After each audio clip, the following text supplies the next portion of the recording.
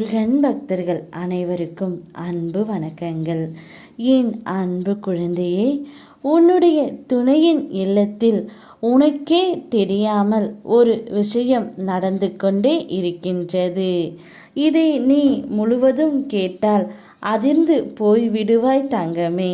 இப்பொழுது நீயும் உன்னுடைய துணையும் சற்று மனக்கசப்போடு பிரிந்து இருந்தாலும் ஒருவருக்கொருவர் நினைத்து கொண்டு தான் இருக்கின்றீர்கள். ஆனால் உன்னுடைய துணையின் இல்லத்தில் உள்ளவர்கள் அனைவருமே உங்கள் இருவரையும் பிரிக்கவே நினைக்கின்றார்கள்.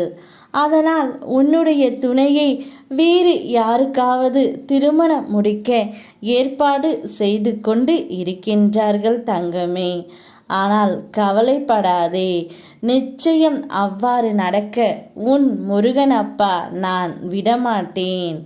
ஏனென்றால் இந்த ஜென்மத்தில் உன்னுடைய துணை உனக்காகவே படைக்கப்பட்டவர்.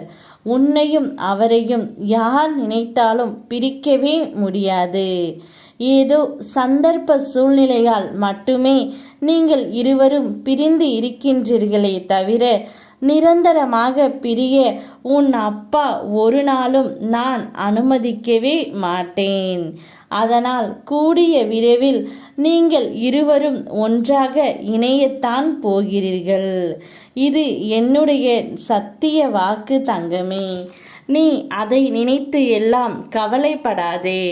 அதை எப்படியாவது உன் முருகனப்பா நான் தடுத்து விடுவேன். உன் துணையின் இல்லத்தில் உள்ளவர்களை நான் எவ்வாறு எல்லாம் சரி செய்து காட்டப் போகின்றேன் என்று நீ பார். கூடிய விரைவில் உன்னுடைய துணையே மனம் மாறி உன்னிடம் வந்து சேரத்தான் போகின்றார். அதுவரை பொறுமையாகவும் என்மேல் நம்பிக்கையுடனும் காத்திரு தங்கமே.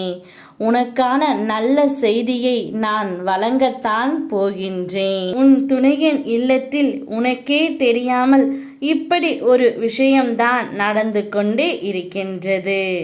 ஆனால் எக்காரணத்து கொண்டும் நீ கலங்கி உட்கார்ந்து விடாதே. எதிர்த்து போராடு தங்கமே. உன்னால் முடியும் வரை எதிர்த்து போராடு. உன் துணையிடம் பேசு. அவர் முடிவு என்னவென்று தெரிந்து கொள். பிறகு எதுவாக இருந்தாலும் பார்த்து கொள்ளலாம். சரியான தீர்வை சரியான நேரத்தில் சரியான காரணத்துடன் நான் உனக்கு வழங்குகின்றேன். அதுவரை உனக்காக நான் அயராது உழைத்து கொண்டு தான் இருப்பேன். என் மேல் மட்டும் நம்பிக்கை வைத்திருக்கும் என் செல்ல குழந்தைகளுக்கு நான் அவர்களுக்கு நிச்சயம் வாழ்க்கையே பரிசாக வழங்குவேன். அவ்வாழ்க்கையில் மகிழ்ச்சி மட்டும் நிறைந்திருக்கும்படி நான் செய்வேன்.